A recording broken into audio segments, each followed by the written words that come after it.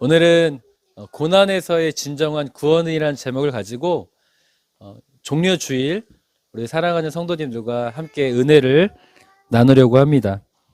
제가 신학교 때 잊지 못할 순간이 있었습니다. 잊지 못할 순간이 언제였냐면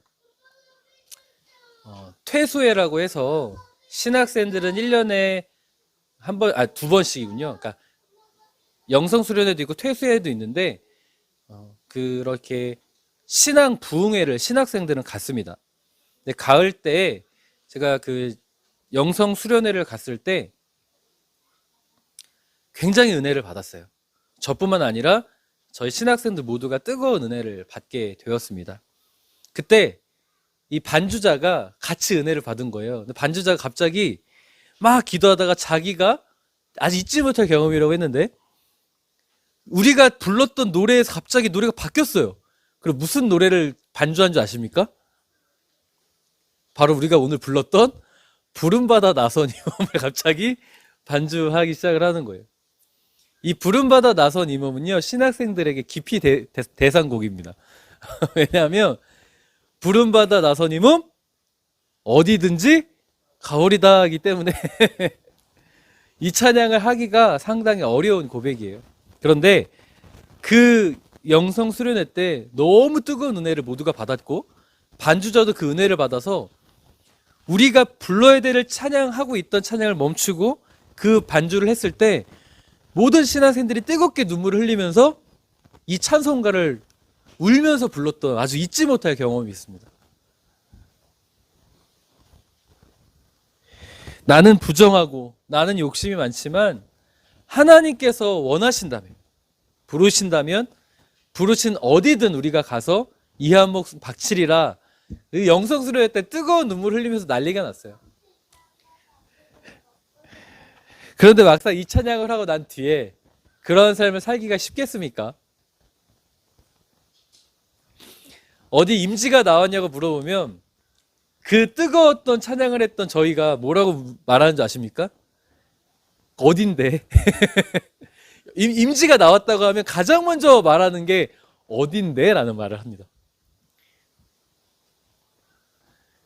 예를 들어서 섬이라고 하면은 열에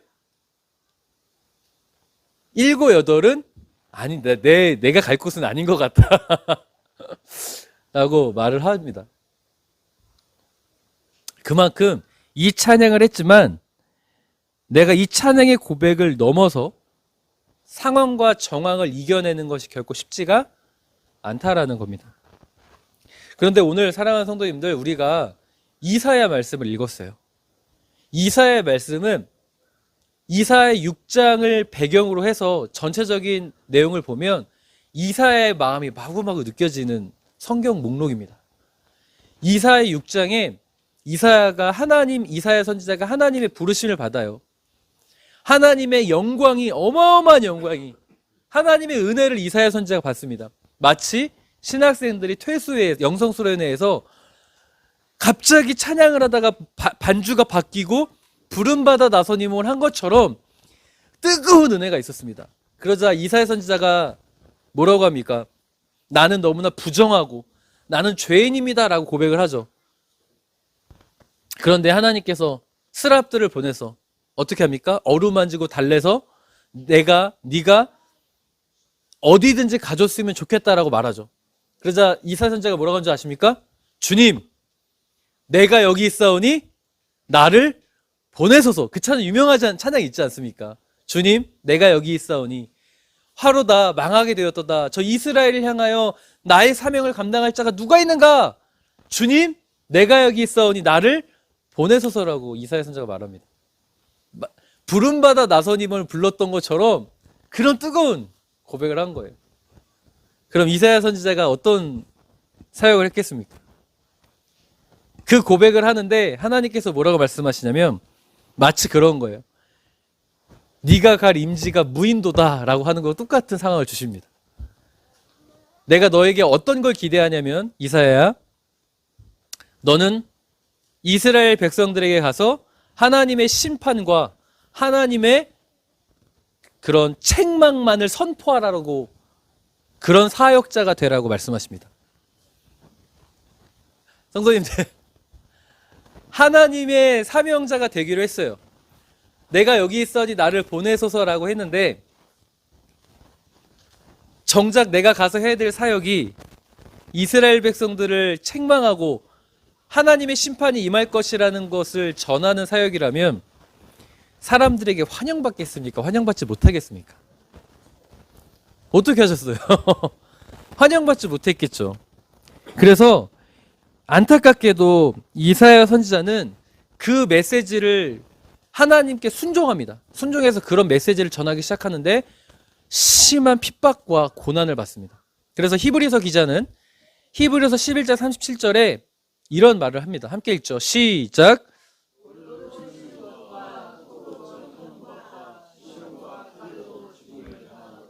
아멘. 부름받아 나서니 몸 어디든지 가오리다 해서 내가 하나님의 사명자가 되겠다라고 했지만 내가 걸어가야 될 길이 너무 심한 핍박과 박해가 있는 거예요. 내가 그런 사역을 하면 하나님의 심판을 전하면 사람들이 좋아할 리가 없지 않습니까? 아니나 다를까 사람들이 이사야 선지자를 박해합니다. 탈무드라고 들어보셨죠? 탈무드에 의하면 므낫세, 이사야 선지자 노년에 므낫세 왕에 의해서 나무통에 갇힙니다. 나무통에 갇혀서 톱으로 나무통에 갇혀있는 이사야 선지자를 괴롭히다가 잔인하게 죽이는데 톱으로 비어서 이사야 선지자를 죽입니다. 그런 순교를 당하는 게 바로 이사야 선지자입니다. 이사야 선지자는 이스라엘 백성들에게 눈의 가시가 된 거예요. 어디든지 가겠다고 했지만 이런 심한 박해와 고난이 찾아왔습니다. 성도님들, 눈을 좀 뜨십시오. 제가 심한 박해를 드리고 있나요? 날씨가 더워서 그런가요? 이미 다 눈을 감고 계시는군요. 설교 시작도 안 했는데 제가 박해를 드리고 있군요. 아, 큰일입니다. 자, 성도님들, 이런 상황에서 이사야 선지자가 어떤 마음이겠습니까? 내가 하나님의 자녀로 살고 내가 하나님을 위해 살겠다고 했는데 어려움이 찾아왔어요.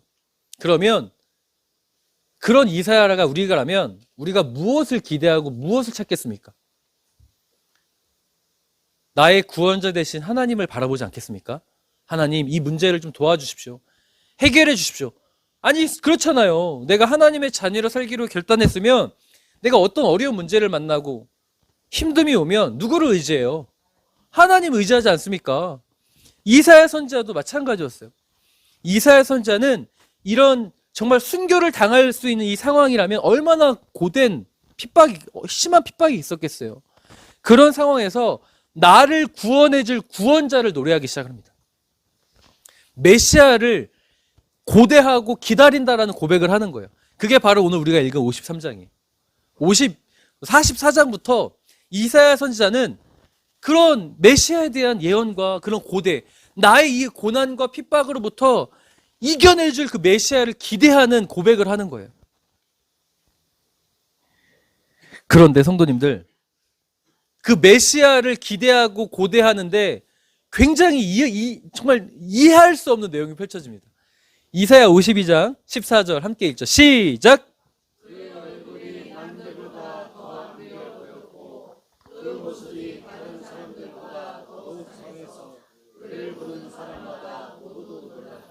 아멘.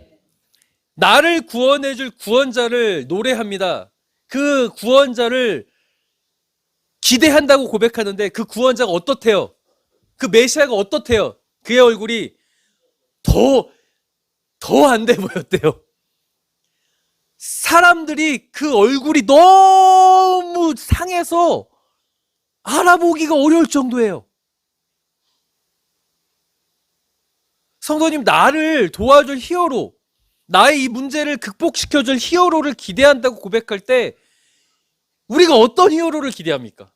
어떤 구원자, 어떤 메시아를 기대합니까? 나보다 더 안 돼 보이는 사람을 기대합니까? 그렇죠. 생각해 보세요, 성도님들. 지금 내가 100원이 필요해요. 100원이 필요한데 나는 그래도 90원이 있어. 근데 나를 돕겠다는 사람은 1원밖에 없는 거예요. 그런 상황인 거예요, 지금. 뿐만 아니라 53장 3절 전반절도 읽죠. 시작.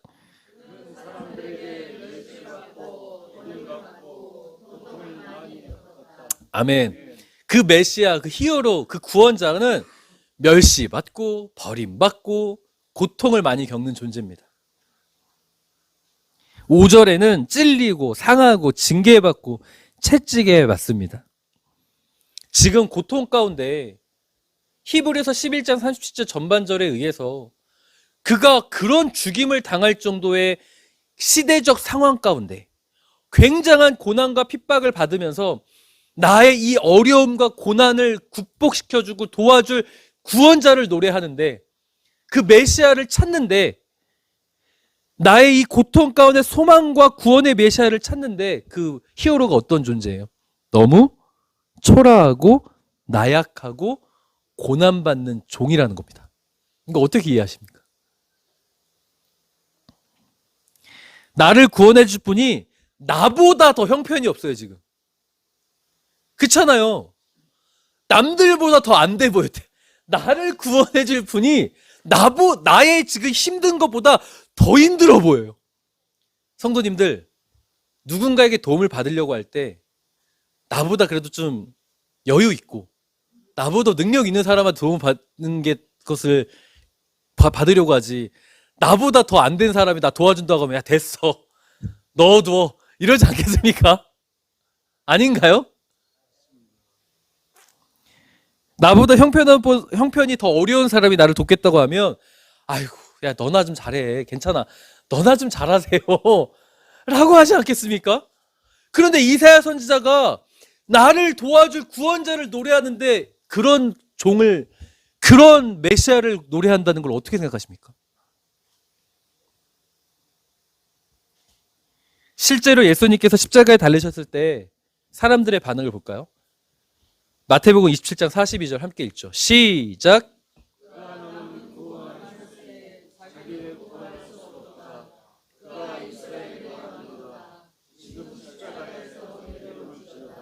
그리하면 우리가 믿겠노라. 뭐예요? 정말 형편없어 보이는 거예요. 그러니까 뭐라는 거예요? 야 너나 잘해. 너도 네가 무슨 구원자야. 나보다도 더 형편이 없는데 남은 구원하는데 자기도 구원 못하면서 뭘 날 도와준대. 너 하나 지키지 못하는데 네가 뭘 날 돕냐? 이렇게 비아냥거리는 거예요. 세상 사람들이 이런 메시아라면 마태복음 27장 42절의 반응이 너무나 자연스럽지 않겠습니까? 그런데 이사야 선지자는 도대체 왜 그런 메시아를 고대하고 그런 메시아를 기다린다고 예언하고 원하겠습니까? 왜일까요? 생각해보세요, 성도님들. 이사야 선지자도 사람이에요. 심한 박해와 고난에서 자신을 구원해줄 하나님의 구원자를 더 형편없어 보인다고 말하는 게 맞겠습니까? 저는 진짜 의문이 든 거예요. 아니 이게 성도님들 이사야 44장부터 우리가 읽었던 이 내용이요. 성도님들 핸델의 오라트리오의 메시아라는 곳에 수록된 곡입니다. 저 아시나요? 핸델의 오라트리오의 메시아라는 곡에 있는 곡이에요. 제가 알 수 있게 해드릴게요. 자, 할렐루야, 할렐루야, 할렐루야. 아시죠? 어쨌든 들어본 것 같죠? 그거예요. 핸델의 메시아에 나와 있는 건데 사람들이요 이 메시아를 들으면 어떻게 하는 줄 아세요? 감동받아요. 자리에서 일어나서 10분간 기립박수를 칩니다. 최고의 오페라다. 으아 끝내준다. 그런데 이사야의 심정으로 이걸 듣잖아요. 이 메시아를 들으면 박수 못 쳐요. 이사야가 어떤 마음으로 지금 이 이사야 52장과 53장, 44장부터 이어지는 할렐루야, 할렐루야 이런 게 아니에요. 어떤 심정으로 고난의 종인 예수를 고대하고 기다리는 줄 아십니까? 저는 예수님께서 이사야 선지자 예언대로 그 종의 모습을 취하시는 과정을 통해서 이사야 선지자가 왜 더 형편없어 보이는 그 메시아를 고대한다고 말했는지 그 의미를 좀 깨닫게 됐습니다. 빌립보서 2장 7절 우리 함께 읽죠. 시작. 오히려 자기를 비워 종의 형체를 가지사 사람들과 같이 되셨고. 아멘. 사실 저는 예수님께서 이 땅에 오실 때 아니 이사야 선지자가 그렇잖아요. 그런 메시아를 고대했다고 해서 예수님께서 이 땅에 오실 때 그렇게 오실 필요는 없잖아요. 아닌가요? 이사야 선지자는 물론 훗날에 이 메시아 예수 그리스도의 예언이기도 했지만 그 당시의 절박한 심정으로 나의 이 고난에서부터 벗어나게 해줄 구원자를 학수고대한 거예요. 동시에 앞으로 오실 메시아를 물론 예언한 거기도 합니다. 그렇기 때문에 이사야 선지자의 예언이 잘못되었다고 하고 그냥 능력 있는 모습으로 더 형편없어 보이는 모습이 아니라 사람들이 반할 법한 모습으로 오시면 사람들이 더 많은 이들이 돌아오지 않았겠습니까? 전 의문이었어요. 그런데 예수님은 정말 더 형편없어 보이는 모습으로 징계를 받고 채찍을 받고 고난을 받는 이사야의 예언의 모습 그대로 오셨어요. 저는 바로 이 빌립보서 2장 7절 때문이라고 확신합니다.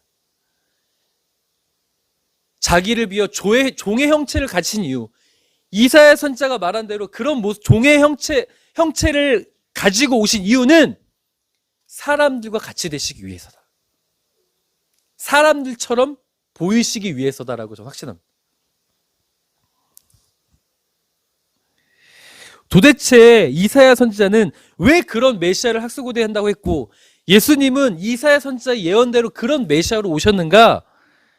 왜냐하면 저는 사람들과 같은 모습을 취하셨다 해서 의문이 풀렸다라는 거예요. 왜냐? 성도님들 이제 사람들의 입장에서 생각하면 되는 거예요. 사람들과 같이 되셨다고 했기 때문에 사람들과 같이 되셨다 해서 내가 사람의 입장에서 고난받을 때 진정한 위로와 구원을 언제 받는가를 고민하면 돼요. 그래서 설교의 제목이 고난에서의 진정한 구원은이에요. 내가 사람의 입장에서 고난받을 때 어떨 때 진정한 위로와 구원을 받는 줄 아십니까? 언제인 줄 아세요? 정답을 제시해 줄 때? 그렇죠. 오늘 아주 국제 잘 맞습니다. 다들 눈을 감고 계시는데 우리 조선지사 눈을 뜨시고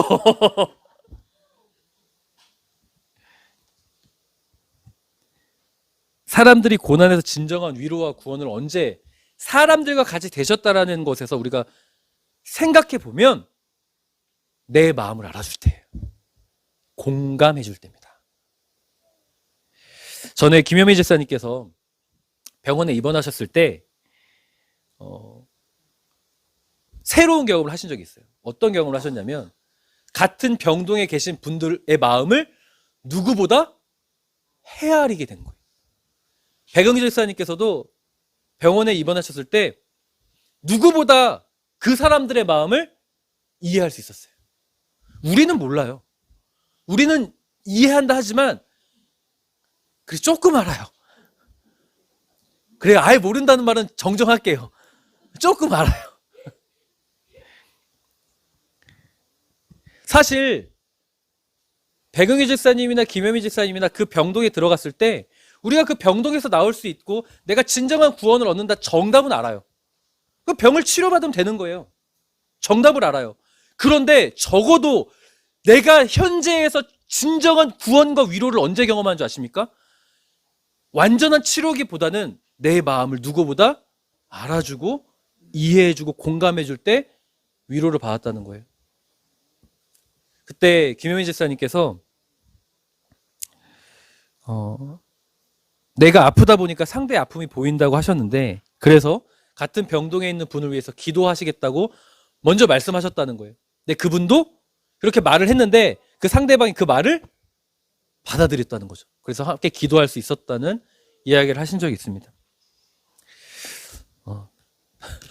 성도님들, 우리 교회에서 김상현 집사님의 마음을 제일 잘 아시는 분이 누군지 아세요? 네? 그렇게 대답할 줄 알았어요. 네? 임종구 집사님이요? 왜 그렇게 생각하십니까? 우리는 김상현 집사님의 눈빛을 보면 힘드신가? 지금 어려우신가? 잘 몰라요. 그런데 임종구 집사님은 김상현 집사님 눈빛을 보면 지금 어떤 문제가 있다. 적어도 내가 일하는 부분에서만큼은 같은 업계의 대선배이시기 때문에 지금 어떤 게 문제가 있고 어떤 게 힘들다라는 걸 바로 캐치해낼 수가 있어요. 그리고 임종호 집사님께서 김상현 집사님을 향하여 지금 이게 힘드니라고 할 때 그 말이 진짜 위로가 돼요. 제가 예전에 어디가 아파서 수술을 한 적이 있습니다. 정말 아팠어요. 너무 아팠어요. 어딘지 말 안 하겠습니다. 왜 그러셨어요? 아니, 목사를 좀 보호해 주셔야죠. 말할 수 없는 아픔입니다. 근데 그때 제가 굉장히 공감받고 위로받은 적이 있어요. 왠지 아십니까? 저를 가장 잘 위로해 주신 분이 계세요. 누군지 아십니까? 백승혁 권사님이세요. 같이 하지 않았어요. 저보다 몇 년 전에 수술을 하신 적이 있는데 아내가 저를 지극정성으로 간호해 줬습니다. 엎드려 있어야 됐거든요. 간호해 줬는데 아내도 고맙지만 제가 진정한 위로는 누구한테 받은 줄 아세요? 백승혁 권사님께 받았습니다. 왜냐하면 제가 지금 어떻게 아프고 어디가 아프고 어떤 마음인지를 너무 잘 알아서 조언을 해주시는 거예요. 같은 아픔을 공유하고 같은 일을 하고 같은 생각을 하면 같은 곳에 있으면 진정한 위로를 해줄 수 있어요. 자, 이런 관점에서 보면 왜 예수님께서 사람들과 같이 되셨는지 이해되십니까? 다시요, 성도님들. 종의 형체를 가져서 그렇게 형편없는 모습으로 사람들과 같은 모습을 하나님께서 그 신이, 절대적인 신이 일부러 인간의 모습으로 오신 이유가 무엇인지 아십니까? 사람들과 같이 되신 이유가 뭐냐면 사람들의 마음을 다 공감하기 위해서라는 걸 믿으셨으면 좋겠어요. 왠지 아세요? 우리가 예수님께 진정한 위로를 받으려면 예수님도 사람처럼, 인간처럼 똑같은 아픔을 겪으셔야 되고 똑같은 어려움을 겪으셔야 되고 똑같은 상황, 어려운 고난을 받으셔야 고난받는 우리가 예수님께 위로를 받는 거예요. 같은 병동에 있을 때 같이 아픈 사람이 진짜 위로를 해줄 수 있다니까요. 임종호 집사님이 김상희 집사님을 진짜 위로해 줄 수 있는 거예요. 예수님도 하나님이신데 사실 예수님이 이 땅에 오신 목적은 우리의 죄를 대속하기 위해서예요. 그러면 그 목적을 달성하시면 돼요, 사실. 생각해 보세요. 그냥 능력을 베푸시다가 바리새인들과 서기관들과 대제사장들과 어기시고, 아니 스스로 십자가에 달리셔도 상관이 없어요. 그런 능력이 주께서 왜 사람과 같이 되셔서 이사야 선지자의 예언대로 형편없어 보이고 징계를 받고 채찍을 받고 고난을 당하셔야 됩니까? 왜냐하면 사람들과 같이 되셨고 해서 우리가 깨달을 수 있는 건 우리는 언제 진정한 구원을 얻냐면 나와 같은 아픔을 공유할 때예요. 그래서 예수님께서 그러한 이사 선지자의 예언대로 그런 메시아로 오시게 된 겁니다. 또 다시아에서 왜 이사야 선지자가 그런 메시아를 학수고대했는가? 진정한 위로와 고난은 나의 아픔을 공감해주는 능력자가, 공감해주는 구원자가 진정한 구원자라는 노래이기 때문입니다. 그래서 성도님들, 예수님께서요, 이 종의 형체를 가지시고 인간이 아파하는 것을 같이 아파하는, 인간이 힘들어하는 것을 같이 아파하는, 공감하는 아주 대표적인 사건이 있습니다. 누가복음 13장 11절 함께 읽죠. 시작.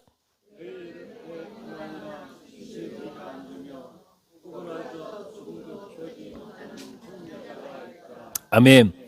누가복음 13장에 18년 동안 귀신 들린 여자가 있어요. 그런데 이 여자를 예수님께서 치유해 주십니다. 근데 그 치유해 주는 게 문제가 돼요. 왜 문제가 되냐면 안식일이었기 때문이에요. 회당장이 사람들을, 무리를 선동해서 예수님을 모함하기 시작을 합니다. 넌 레위기 율법을 어겼다. 그런데 예수님께서 그런 율법을 모르실까요? 아심에도 왜 고쳐주셨겠습니까? 18년 동안 아파했던 그 여자의 아픔을 공감하신 거예요. 그 아픔을 보신 거예요. 그래서 이 안식일 지키는 것도 중요하지만 예수님은 사람의 아픔을 공감하는 것을 더 보여주는 사건이 바로 이 사건입니다. 예수님은 인간의 죄를 대속하시기만을 위해서 이 땅에 오신 것이 아니라 이사야 선지자의 53장의 그 노래, 그 고백, 메시아를 향한 간절한 고백과 예수님의 삶의 현재의 모습은 죄를 대속하심과 동시에 일부러 사람의 모습을 취하시면서 우리의 아픔을 공감해 주시는 사랑을 위해 이 땅에 오셨다는 걸 보여주고 있다는 거예요. 정리하겠습니다. 이사야 선지자는 자신의 고난의 삶, 핍박과 박해의 상황에서 자신을 구원할 메시아를 고대합니다. 그리고 예언하죠. 그런데 그가 구하는 메시아는 너나 잘하세요. 너가 뭘 날 돕느냐라고 할 법한 메시아예요. 그런데 이사야 선지자는 그런 오해 가운데서도 우리의 구원자는 그런 모습이 진짜 구원자라고 우리에게 소개하고 있는 겁니다. 성도님들, 예수님이 이 노래를 우리가, 이 이사야 선지자 이 고백을 우리가 이 종려의 주일에 반드시 기억하셔야 됩니다. 그러지 않으면 우리가 어떤 자가 되냐면 예수님을 환호하고 예수님을 찬양하는 하나님의 자녀들이요, 종려주일 예루살렘 입성하실 때 호산나 다윗의 자손이어서 외쳤던 그들이 그 주 마지막에 예수를 십자가에 못 박자고 한 사람들이에요. 왠지 아십니까? 나의 원함, 내가 원하는 메시아는 슈퍼히어로가 돼야 되거든요. 슈퍼히어로가 되지 않고 너나 잘하세요라고 말할 법한 구원자의 모습이 되면 우리는 그를 죽여버립니다. 이사야 선지자는 그런 오해를 받으면서도 진정한 위로와 구원은 슈퍼히어로가 아니라 나를 공감해주는 그 존재, 예수 그리스도라는 것을 우리에게 전하고 있다는 걸 꼭 기억하셨으면 좋겠고, 이 땅에 우리의 죄를 대속하신 능력의 메시아 맞습니다.